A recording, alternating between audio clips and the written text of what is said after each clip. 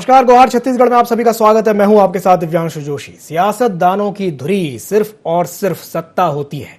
सत्ता हासिल करने के लिए राजनीतिज्ञ किसी भी हद तक जा सकते हैं। छत्तीसगढ़ में लोकतंत्र के मंदिर में पुजारियों का जो अमर्यादित आचरण देखने को मिला है, उसने लोकतंत्र की गरिमा को ठेस पहुंचाई है।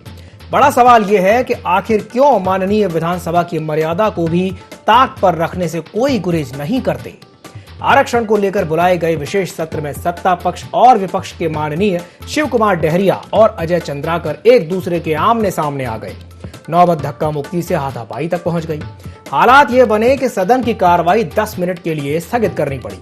खास बात तो यह है कि लोकतंत्र के मंदिर में अमर्यादित आचरण का प्रदर्शन करने वाले माननीयों का इसके बाद भी अपना अपना सियासी राग है। एक माननीय जाति का कार्ड खेल रहे हैं तो दूसरे इस स्थिति के लिए सीएम और संसदीय कार्य मंत्री को जिम्मेदार ठहरा रहे हैं।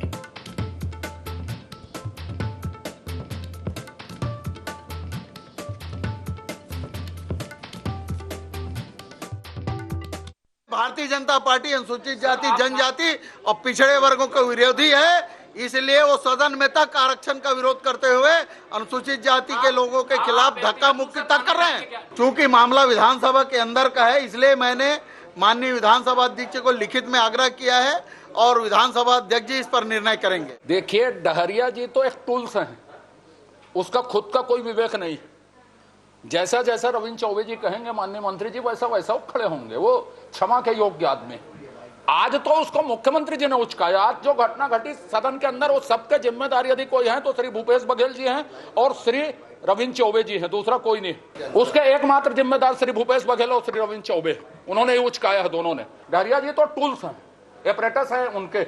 मुख्यमंत्री ने उकसाकर उनको हमारी तरफ भेजा, तो ये और दुर्भाग्यजनक है कि मुख्यमंत्री उकसाकर भेजे, विपक्ष की आवाज को दबाया जा रहा है। अगर विपक्ष की आवाज को दबाया जाएगा और विपक्ष को चैलेंज किया जाएगा कि हमारे नेता अगर कहेंगे तो हम आपके ऊपर भी आके बैठ जाएंगे। सब चाहते हैं कि वो पारित हो और उसमें अगर कोई उसको रोकने के लिए दांव पेच लगाए तो स्वाभाविक रूप से है कि चर्चा में गर्माहट आ जाती है और गर्मा गर्म चर्चा होती है। रोकने का भी पुरजोर प्रयास हो रहा है और पारित कराने का भी पूरा प्रयास हो रहा है। बहुत शर्मनाक स्थिति है। ये जो विपक्ष ने अपना आपा खोया है, भारतीय जनता पार्टी ने अपना आपा खो दिया है और कांग्रेस चाहती है कि हर परिस्थिति में आरक्षण लागू हो और उसके लिए बहस जारी है। लेकिन भारतीय जनता पार्टी का चेहरा इसमें बेनकाब हो रहा है। विधानसभा के अंदर छत्तीसगढ़ के विधानसभा में महत्वपूर्ण बिल लाया हमारा मुख्यमंत्री, हमारा सरकार ने। आदिवासी का 32%, पिछड़े वर्ग को 27%, 13% अनुसूचित जाति, सामान्य लोग को 4%। लेकिन बृजमोहन का अग्रवाल को आज उसका डोंग, उसका धमकी विधानसभा के अंदर चल रहा था, ये माफ करने लायक नहीं है। हम लोग डरने वाले नहीं है, उसको मुंह तोड़ जवाब देंगे। तो छत्तीसगढ़ में आरक्षण को लेकर के विशेष सत्र आयोजित हुआ, जिसमें आरक्षण विधेयक के पहले ही जोरदार हंगामा देखने को मिला, जहां सत्ता पक्ष और विपक्ष आमने सामने आ गया। आज इसी विषय को लेकर के हम चर्चा करेंगे और चर्चा करने के लिए हमारे साथ 3 खास मेहमान जुड़ रहे हैं। हमारे साथ जुड़ रहे हैं अजय गंगवानी जी, जो कि कांग्रेस प्रवक्ता हैं, और हमारे साथ जुड़ रहे हैं संजय श्रीवास्तव, जो कि बीजेपी प्रवक्ता हैं। साथ ही साथ हमारे साथ जुड़ रहे हैं उचित शर्मा जी, जो कि वरिष्ठ पत्रकार हैं। आप तीनों मेहमानों का बहुत बहुत स्वागत है ND24 में।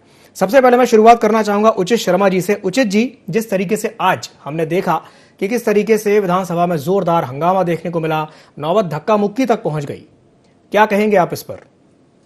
जी बिल्कुल, आज हम लोगों ने वहां बैठ के देखा है, तो लेकिन जो विधानसभा की कार्यवाही की गरिमापूर्ण तो नहीं रही। गरिमापूर्ण जैसे व्यवहार दोनों तरफ से नहीं हुए। खासकर सत्ता पक्ष की तरफ से मैं स्पष्ट रूप से कहूंगा कि सत्ता पक्ष की तरफ से आज काफी उनके वक्तव्य के दौरान जो विपक्ष अपनी बातें रख रहा था, विपक्ष जो अपनी दलीलें पेश कर रहे थे, विपक्ष अपने जो तर्क रख रहे थे, तो उस पे जो संवाद हो रहे थे, तो उस पे काफी डिस्टर्बेंस करने की कोशिश की गई। नो डाउट कि जो दोनों मंत्री पद पे जो बैठे हुए हैं सत्ता पक्ष पे, वो काफी डिस्टर्बेंस पैदा वहां हो रहा था। जबकि हकीकत ये है कि सबसे बड़ी चीज कि अगर हम इसको देखें तो पूरा का पूरा ये सदन जो है वो एक मैं इस सत्र को क्रेडिट सत्र का नाम दूंगा दिव्यांशु, कि एक पूरा का पूरा क्रेडिट सत्र था। ये हकीकत ये है कि सैद्धांतिक रूप से तो दोनों ही सत्ता पक्ष और विपक्ष दोनों ही रेडी है कि 32% दिया आरक्षण दिया जाना चाहिए। अब ये मामला पूरा का पूरा अगर गंभीरता से देखे तो ये मामला मुश्किल से आधे घंटे का मामला था, लेकिन उसमें तमाम बहस कि सत्ता पक्ष ये कह रहे हैं कि हमको 32% वो क्रेडिट लेना चाह रहे हैं, विपक्ष वही कह रहा है कि आप इसको करिए, लेकिन आप अब इस ढंग से करिए कि ये कोर्ट में कचहरी में जाके इसको फेस ना करना पड़े, इसको तमाम इस पे याचिकाएं ना लगे और ये एक अच्छे ढंग से पास हो जाए। विपक्ष की दलीलें, विपक्ष का संवाद, विपक्ष के अपने उन्होंने जो बातें विस्तार पूर्वक कही वो काफी तार्किक थी। इस बात में कोई दो मत नहीं कि आज अजय चंद्राकर जी और बृजमोहन अग्रवाल जी ने जो अपनी बातें रखी, समझाने की कोशिश की, वो इसके विपक्ष में मजे की बात की विपक्ष में पूरे के पूरे 90 विधायक में से कोई नहीं था, लेकिन जो देखने को मिला तो ऐसा लगा कि किसी बड़े चीज का विधेयक लाया जा रहा है, प्रस्ताव लाया जा रहा है जिसमें बहुत बड़े संवाद की आवश्यकता है और चर्चा और कार्यवाही की आवश्यकता है, जिसमें एक पक्ष पूरा एग्री कर रहा है और एक पक्ष पूरा डिसएग्री कर रहा है। ऐसा बातें दिव्यांशु बिल्कुल नहीं थी। हकीकत ये है कि दोनों ही लोग उसको 32% देना चाहते हैं, लेकिन अपने अपने तरीके से। बात ये है कि आने वाले चुनाव में मैं स्पष्ट आपको कह दूं कि ये जो बातें जो उठ रही है वो सीधा का सीधा क्रेडिट लेने का होड़ है। 5 तारीख को चुनाव है, 5 तारीख के चुनाव के पहले इसकी क्रेडिट किसको जाती है, कौन लेना चाहेगा, ये पूरे के पूरे उसके लिए कवायतें पूरी चालू है। जी चलिए ठीक है, उचित जी की बात भी अपनी जगह सही है। संजय जी से मैं सवाल करना चाहूंगा। संजय जी, उचित जी जिस तरीके से बात कर रहे हैं कि वही क्रेडिट को लेकर के देखने को मिल रहा है कि वही क्रेडिट किसको जाएगा, क्या कहेंगे उनकी बात पर? देखिए, उन्होंने ठीक कहा, क्योंकि चूंकि इस प्रदेश के अंदर में कांग्रेस की सरकार है, भूपेश बघेल की सरकार है, और जिस तरीके से 5 तारीख को मतदान है, 2 तारीख को विधानसभा सत्र के पटल पर इन विषय को यहाँ पर रखा गया, आरक्षण के विषय को, तो विशुद्ध रूप से जो सत्ता पक्ष है वो क्रेडिट लेना चाहता है और चुनावी लाभ लेना चाहता है कि हम आदिवासी वर्ग को और ओबीसी वर्ग को हम भ्रमित करके उसको वोट में कन्वर्ट करके इसका लाभ ले सके। बाद में जो स्थिति बनेगी, यदि 58% की स्थिति को ये भूपेश बघेल की सरकार नहीं बचा पाई तो 76 या 72% के विषय को किस तरीके से बचाएगी। देखिए, विशुद्ध रूप से एक टाइमिंग्स का मामला है। 19 सितंबर को यदि कोर्ट 58% पर यदि आपत्ति दर्ज करता है, तमाम प्रकार की व्यवस्थाएं शून्य हो जाती हैं। आज 19 सितंबर के बाद 19 अक्टूबर के बाद 19 नवंबर, 2 महीने और लगभग 15 दिन और लगभग 2.5 महीने हो गए, ये सरकार ने बिल पेश नहीं किया। इस सरकार ने आदिवासी वर्ग को, ओबीसी वर्ग को राहत प्रदान नहीं किया। ठीक मतदान के 2 दिन पहले इस तरह की चीजों को लाना ये संकेत नहीं, ये बहुत स्पष्ट है कि भूपेश बघेल की सरकार की नीयत ठीक नहीं है। ये केवल चुनावी लाभ लेने के, अर्जित करने के लिए इस तरह की स्थिति को उत्पन्न किया है। हमने 2012 में जब मध्य प्रदेश में ट्राइबल वर्ग को 32% का आरक्षण नहीं मिलता था, हमने 2012 में लाया और 18 तक चला। तमाम प्रकार के कोर्ट के विषय भी आए, उसको सरकार पूरी ताकत से लड़ती रही, लेकिन 4 साल के अंदर में सरकार लड़ी नहीं, जिसके कारण यह स्थिति बनी कि आप उस आरक्षण को बचा नहीं सके, अपनी दलील को पेश नहीं कर सके, जिसके कारण यह स्थिति उत्पन्न हुई है। पहले आप कभी महिलाओं को शराब के नाम पर, शराबबंदी के नाम पर भ्रमित करते हैं, युवाओं को बेरोजगारी भत्ते के नाम पर आप बेवकूफ बनाते हैं। अब आदिवासी वर्ग और ओबीसी वर्ग को आरक्षण के नाम पर आप छलावा कर रहे हैं। ठीक है संजय जी, चलिए ठीक है, मैं प्रतिक्रिया ले लेता हूँ। जी करो, राज करो, लेकिन अब प्रदेश की जनता समझती है इस बात को और प्रदेश की जनता इनकी हकीकत को जानती है। इसलिए मुझे लगता है कि भूपेश बघेल जी को सार्वजनिक माफी मांगना चाहिए और मैं तो चुनौती देता हूं, यदि वो पेश करें तो कल पुरानी हुई, रुकी हुई नियुक्तियों को जारी करें, कल 3 तारीख को, 4 तारीख को मतदान के पहले, तब मैं मानूंगा कि हाँ, वो ईमानदारी पूर्वक इस बात को करना चाहते हैं। ठीक है संजय जी, विशुद्ध रूप से दोनों वर्गों को छलावा करना और चुनावी लाभ हम किस तरीके से लेंगे। चलिए ठीक है संजय जी, अगर आपकी बात पूरी हो गई हो तो मैं गंगवानी जी से प्रतिक्रिया ले लूं। गंगवानी जी, क्या कहेंगे इस पर? दिव्यांशु जी, मैं देखिए उचित शर्मा जी की बातों को बहुत ध्यान से सुना तो शर्मा जी की बातों को देखिए, सबसे बड़ा स्पष्ट है आज इस प्रकार से भारतीय जनता पार्टी के वरिष्ठ नेताओं का, इनके विधायकों का जिस प्रकार का व्यवहार इनके द्वारा किया गया, हंगामा किया गया, धक्का मुक्की की गई, ये व्यवहार से सबसे प्रमुख एक बात स्पष्ट हो गई, ये चाहते नहीं है कि जो कांग्रेस की सरकार आज आदिवासी के समर्थन में जो आरक्षण संशोधन विधेयक लाना चाह रही है, ये किसी न प्रकार से उसको डिस्टर्ब करने का प्रयास करते हैं। और ये इस बात को भारतीय जनता पार्टी के नेता विधायक बहुत अच्छे से समझते हैं दिव्यांशु जी, कि आज ये सिर्फ 14 विधायक है। अगर नंबर्स की बात की जाए तो मतों के बारे में किसी प्रकार से रोकने में सक्षम नहीं हो पाएंगे। तो कहीं ना कहीं जो इनका दोहरा चरित्र है, ये दिखाने के लिए संजय श्रीवास्तव जी आरक्षण के समर्थन की बात कर रहे हैं, बड़े बड़े दावे कर रहे हैं, परंतु इनका जो व्यवहार था, जो चरित्र था, जो हंगामा करने का तरीका था, वो इस बात का स्पष्ट प्रमाण है कि ये प्रकार किसी प्रकार से आज कांग्रेस की सरकार आदिवासी जनजाति को, आदिवासी जाति को, ओबीसी को और सामान्य वर्ग के गरीब वर्ग को जो वंचित हैं, उनको अधिकार देने का जो प्रयास करती है, ये उसके खिलाफ है। ये इनका वास्तविक चरित्र है। दूसरी बात, ये पहले भी इनके द्वारा राजनीतिक पाखंड दिखाया गया। 2012 में, ठीक है, इंदिरा साहनी मामले में माननीय सुप्रीम कोर्ट ने स्पष्ट रूप से कहा था, अगर आप आरक्षण 50% से ज्यादा बढ़ाते हैं तो सही तथ्य, सही आंकड़ों के साथ अपना पक्ष रखना पड़ेगा। इन्होंने जानबूझ क्यों नहीं रखा? दूसरी बात, ये आदिवासी जाति का जो आरक्षण था, इन्होंने 16% से घटा के 12% किया। तो आदिवासी जाति के संबंधित जो सबसे मेन संगठन था, उन्होंने इस बात का विरोध किया। और ये आज ही देखिए, शिव डहरिया एक आदिवासी जाति से एक मंत्री है। आज कहीं ना कहीं ये भी बहुत बड़ा प्रमुख कारण है कि इस प्रकार से दुराचार, इस प्रकार से जो है हंगामा, धक्का मुक्की, एक अजय चंद्राकर और बृजमोहन अग्रवाल जी ऐसे नेता जिनका आरक्षण से दूर दूर तक कोई वास्ता नहीं। गंगवानी जी, क्यों नंदकीराम कौर कोई बात नहीं करता है? गंगवानी कोई जी, भी आदिवासी वर्ग, जी जी जी, बीजेपी तो ये कह रही है कि मुख्यमंत्री भूपेश बघेल ने उनको उकसाया, संसदीय कार्य मंत्री रविंद्र चौबे ने उनको उकसाया, इसलिए ये नौबत बनी। जी देखिए, बहुत आपके लोकप्रिय चैनल पे पूरी जिम्मेदारी से इस बात को कह रहा हूं कि भारतीय जनता पार्टी शुरू से ही आरक्षण विरोधी चल रहा है। अगर ये सही प्रोसेस को फॉलो किया गया होता, आज ननकीराम कंवर की रिपोर्ट थी, क्यों पेश नहीं किए? आज मुख्य सचिव जो सर्जियस मिंज थी, उसकी रिपोर्ट को क्यों नहीं पेश किए? आज इंदिरा साहनी मामले के तथ्य आंकड़े क्यों नहीं पेश किए गए? ये सारी तथ्य आंकड़े बताते हैं, ये कभी चाहते ही नहीं थे कि आरक्षण में वृद्धि हो। आज ये राजनीतिक पाखंड दिखता रहा सिर्फ चुनावी फायदा लेने के लिए। और आप देखिए, जो इनकी हरकतें हैं, जो उनका हंगामा करने का पैटर्न है, देखिए कहीं ना कहीं सदन, एक बात कहना चाहूंगा दिव्यांशु जी, आज सदन जो है लोकतंत्र का मंदिर कहा जाता है। कांग्रेस ने हमेशा कानून और संविधान का सम्मान किया है। आप चर्चा कीजिए ना, आप चर्चा से क्यों भाग रहे? गंगवानी जी, प्रश्न लगाते हैं, गंगवानी जी, गंगवानी जी, जवाब दिया जाता है। गंगवानी जी, आपने अभी कहा कि सिर्फ चुनावी फायदा लेने के लिए, लेकिन उपचुनाव तो सर पे है, तो कहा तो ये जाना चाहिए कि भी चुनावी फायदा तो आप लेना चाहते हैं। दिव्यांशु जी, बहुत वोटिंग होनी है। ये देखिए, आज मैं एक बहुत स्पष्ट कर दूं, आज भानु प्रतापपुर चुनाव में तो दूर दूर तक वैसे भी नहीं है। पिछले चुनाव के रिजल्ट देख लीजिए आप, 26,700 वोट से जीत दर्ज की, 19% वोटों का अंतर है। तो ये दूर दूर तक फाइट नहीं है। दूसरा सबसे प्रमुख कारण, आज भानु प्रताप उपचुनाव में हम एक शिक्षिका को टिकट देते हैं और ये बलात्कारी, दुष्कर्मी और देर बाद जैसे उसमें ढकेलने वाले एक आरोपी को दिखते हैं। यही कहीं ना कहीं मूलभूत अंतर है। आरोप सिद्ध नहीं हुआ है गंगवानी जी, आरोप सिद्ध कहाँ हुआ है? अभी आरोप है, आरोप सिद्ध नहीं हुआ है। मैं कंप्लीट करूं दिव्यांशु जी, मेरा निवेदन है, मैं कंप्लीट करूं, फिर प्रश्न। जी। देखिए, आज ये 15 मई 2019 का केस है। तब भारतीय जनता पार्टी की सरकार, इन्हीं के मुख्यमंत्री रघुवर दास, उनके समय केस दर्ज होता है। आज पास्को की धारा 6 और 9, आईपीसी की धारा 120 और उसके अलावा 366, 376, 306 D3 और वहां के जो पूर्वी सिंह जो इस पूरे मामले की विवेचना कर रही है, उन्होंने स्पष्ट रूप से कहा कि इसमें ब्रह्मानंद नेता शामिल है। पीड़िता ने कोर्ट में 164 सेक्शन के अंतर्गत जो कथन दिया है, उसमें भी ब्रह्मानंद नेताओं का है। कितना भी बताने का प्रयास करे, ये शुरू से बलात्कारी के समर्थन में करे। लेकिन कहीं ना कहीं प्रमुख मुद्दा यह है, आप मेरे 4 प्रश्नों का जवाब संजय श्रीवास्तव जी दे दें। आप ननकीराम कंवर की 1000 पेज की रिपोर्ट बनाते, आप क्यों सम्मिलित नहीं करते? आप मुख्य सचिव सर्जियस मिंज की अध्यक्षता की रिपोर्ट क्यों पेश नहीं करते? आप इंदिरा साहनी मामले में सही तथ्य आंकड़े क्यों नहीं पेश करते?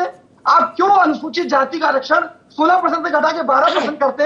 ये चारों कदम आपके स्पष्ट प्रमाण है कि आप शुरू से आरक्षण विरोधी थे और है। और एक और चीज कहना चाहूंगा, उत्तराखंड में आज जो मामला होता है, उत्तराखंड वर्सेस अवधेश कुमार, यही भारतीय जनता पार्टी ने स्पष्ट रूप से कहा कि दलित और पिछड़े वर्ग को आरक्षण नहीं देना चाहिए। इन्हीं के मोहन भागवत बिहार चुनाव के समय कहते हैं अब आरक्षण की समीक्षा करके उसको समाप्त करने का समय आ गया है। ये दोनों बयान स्पष्ट बताते हैं कि भारतीय जनता पार्टी दिखावे के लिए आरक्षण समर्थक का दावा करती है। गंगवानी जी, मूल चरित्र आरक्षण विरोधी है इनका। ठीक है गंगवानी जी, अगर आपकी बात पूरी हो गई हो तो मैं संजय श्रीवास्तव जी से प्रतिक्रिया ले लेता हूं। संजय जी, क्या कहेंगे इस पर? देखिए, तमाम प्रकार के विषयों को समेटकर इन्होंने उदाहरण तो बता दिया, लेकिन इनकी कमजोरी इतनी है कि छत्तीसगढ़ के मामले में ये 2 दिसंबर को यहाँ मेरे 4 प्रश्नों के जवाब ले लीजिए दिव्यांशु जी। वो जो 4 प्रश्न उन्होंने पूछे उसके जवाब दे दीजिए। ठीक चुनाव सुन लीजिए, ठीक जी बोलिए। चुनाव के ठीक हो। देखिए, हमें इनके जवाब का विषय नहीं है। विषय ये है कि आपने 4 साल तक क्या किया? आपके निकम्मेपन के कारण आरक्षण क्यों खत्म हुआ? 4 साल में कोर्ट में जाकर आपने इन तथ्यों को क्यों नहीं रखा? इंदिरा साहनी कोई भी कमिटमेंट को आपने क्यों नहीं रखा? और जहां तक आरक्षण का विषय है, आप यदि आरक्षण के इतने समर्थक हो तो क्यों जनरल वर्ग का 10% से 4% किया? आपकी नजरों में क्या? गंगवानी जी, उनको बोलने दीजिए। तो मुझे लगता है कि जो जानकारी आपको नहीं है उन तथ्यों को प्रस्तुत कर रहे हैं। दूसरा, विधानसभा का जो विषय है आपने किया, विधानसभा में पहला कर्तव्य यह बनता है सत्ता पक्ष का, विपक्ष को संतुष्ट करने की जवाबदारी सत्ता पक्ष की है। और ये आपको 3/4 बहुमत है। इसका मतलब आप विधानसभा के अंदर में भी नहीं कर सकते कि आप विपक्ष के कमजोरी को, यदि संख्या बल में हम कम है, लेकिन आज विधानसभा में यह दिखता है कि वो 14 विधायक आपसे ताकतवर हैं, आपके पास में जवाब नहीं है। नहीं तो सरकार के पास इतनी ताकत होके आप विपक्ष को समर्थन लेकर इन विधेयक को ला सकते थे, इन आरक्षण विधेयक को ला सकते थे, लेकिन आपकी कमजोरी है। आपको स्पष्ट प्रदर्शित कर रहा है 2 तारीख, क्यों नहीं 9 तारीख, क्यों नहीं 6 तारीख, क्यों नहीं 7 तारीख, क्यों नहीं सितंबर, क्यों नहीं अक्टूबर। केवल लोगों को बेवकूफ बनाने का काम। 27% आरक्षण आपने ओबीसी के लिए 1 साल पहले किया, और आपका खुरान शुक्ला कौन है? कांग्रेस का नेता है, जिसने उसके खिलाफ में याचिका लगाई, उसको आपने लाल बत्ती दिया। ये आदिवासी आरक्षण के खिलाफ में केपी खांडे गए, कांग्रेस का नेता, जिसको आपने लाल बत्ती से नवाजा। क्यों गया आपने? क्यों नहीं रोका उसको? क्यों नहीं रोका उसको? एक तरफ आरक्षण देते हैं, दूसरी तरफ कोर्ट भेजते हैं, और उसके बाद आप उसको लाल बत्ती देते हैं। अरे जनता समझ रही है, तमाम प्रकार के पुराने प्रकरणों का उल्लेख करने से नहीं है। ये 9वीं अनुसूची किस तरीके से पारित करेंगे? नियम संविधान के अंतर्गत है कि 9वीं अनुसूची का आप अपनी कमजोरी को केंद्र सरकार की ओर ढकेलना चाहते हैं। ये कांग्रेस की कमजोरी है। मैं बार-बार कह रहा हूं, चलिए भूपेश बघेल जी पे हिम्मत है, मैं जवाब नहीं ठीक है संजय जी, अगर आपकी बात पूरी हो गई तो मैं जवाब ले लेता कोई भी हूँ। हिम्मत है तो जी चलिए ठीक है। जी गंगवानी जी बोलिए। सबसे पहले दिव्यांशु जी, लोकप्रिय चैनल पे झूठ बोलने का प्रयास न करें संजय श्रीवास्तव जी। इस पूरे मामले में जो हाईकोर्ट का निर्णय आया है, उसमें कुणाल शुक्ला और खांडे जी कोई उसमें पार्टी नहीं है। आप समझ लीजिए इस बात को। आज इसमें जो प्रमुख वो है उद्देश्य, वो है गुरु घासीदास साहित्य एवं संस्कृति अकादमी। आप अनुसूचित इनको संजय जी, इनको शांत करा लीजिए पहले, संजय जी, इनको शांत कर लीजिए, इनकी बौखलाहट रोक लीजिए संजय जी, पहले। उनकी बात सुनिए तो उनकी बात तो पूरी हो जाने दीजिए, उसके झूठ मत बोलिए आप चैनल पे आपको आके। समय दूंगा बोलने का। जी इनको शांत कर लीजिए पहले। जी देखिए मैं ना मैं दिव्यांशु जी आज चौथी डिबेट में बैठा हूँ। जी, ये रटा रटाया जवाब भारतीय जनता पार्टी के सारे प्रवक्ता सारे चैनल पे दे रहे हैं। आज मैं लोकप्रिय चैनल पर इस बात को कह रहा हूँ कि अलग आरक्षण संशोधन विधेयक जो भारतीय जनता पार्टी की तरफ लाया गया, अगर कुणाल शुक्ला पार्टी है तो मैं जो बोलेंगे हार जाऊंगा, नहीं तो ये स्वीकार कर ले कि राजनीति से संन्यास ले लेंगे। इसमें जो प्रमुख जो याचिका लगाई गई थी वो गुरु घासीदास साहित्य एवं संस्कृति अकादमी के द्वारा है। ये झूठ बोलने का प्रयास न करें। संजय जी, इनको शांत कर लीजिए पहले। संजय जी शांत हो संजय जाइए। जी गलत तरीका ये। संजय जी, गंगवानी जी को बोलने तो दीजिए, आपको बोलने का मौका मिला, मैं आपको फिर मौका दूंगा, लेकिन गंगवानी जी की बात तो पूरी हो जाने दीजिए। जी गंगवानी जी अपनी बात पूरी कीजिए। देखिए आज कहीं ना कहीं जो उनका झूठ है, जो राजनीतिक पाखंड है, वो पकड़ा गया। आज हम भी 15 साल तक दिव्यांशु जी विपक्ष में रहे, क्या ऐसी घटना कभी हुई? क्या हमारे द्वारा कभी हाथापाई और धक्का मुक्की की गई? ये स्पष्ट हो रहा है आज इनका राजनीतिक पाखंड है। इनको मालूम है कि ये संख्या बल के दम पे जो हम वंचित वर्ग को आरक्षण देने का लाभ देने का प्रयास कर रहे हैं, उसको रोकने में असफल रहेंगे। तो ये कहीं ना कहीं जो इनकी राजनीतिक साजिश है, जो षड्यंत्र है, ये चाह रहे हैं कि आरक्षण विधेयक पारित न हो। और देखिए सबसे बड़ी चीज संजय श्रीवास्तव जिस बात को आज लोकप्रिय चैनल में स्पष्ट करे, क्या ये आरक्षण संशोधन विधेयक के साथ है या खिलाफ है?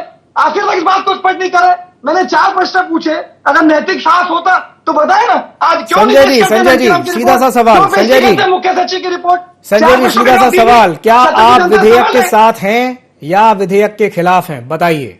हम उस आरक्षण विधेयक के साथ में हैं जिससे जनता को लाभ मिले, आदिवासी वर्ग और ओबीसी वर्ग को लाभ मिले। आपके जैसा नहीं कि कल कोर्ट में चैलेंज हो जाए और मुंह की खाना पड़े और आप ये जनता के बीच में कहें कि कोर्ट के कारण हमारी स्थिति बनी है। इस तरह का गलत। चलिए ठीक है, मैं उचित जी से एक सवाल कर लेता हूँ। ठीक है, मैं आपके पास आऊंगा वापस। उचित जी से एक सवाल कर लेता हूँ। उचित जी, जिस तरीके से बीजेपी ये कह रही है, हमने बृजमोहन अग्रवाल जी का ये बयान सुना, उन्होंने ये कहा कि भाई विपक्ष की आवाज को दबाया जा रहा है।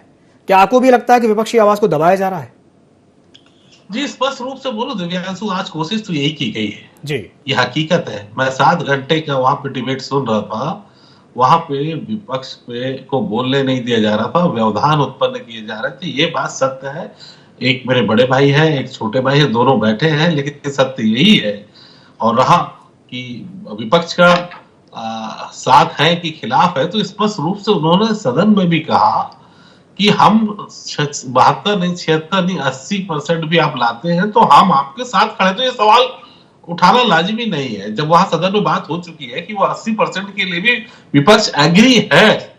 सवाल ये है कि आप जो प्रोसेस है, प्रक्रिया है, वो जो आप अपना रहे हैं वो कोर्ट में स्टैंड नहीं करेगी। उनका कहना था कि तमिलनाडु जिस तरीके से उन्होंने अपने पक्ष रखा, उन्होंने अपनी बात को रखा, 9वीं अनुसूची में उसको लेके आया, उसको आप उस तरीके पे जाइए।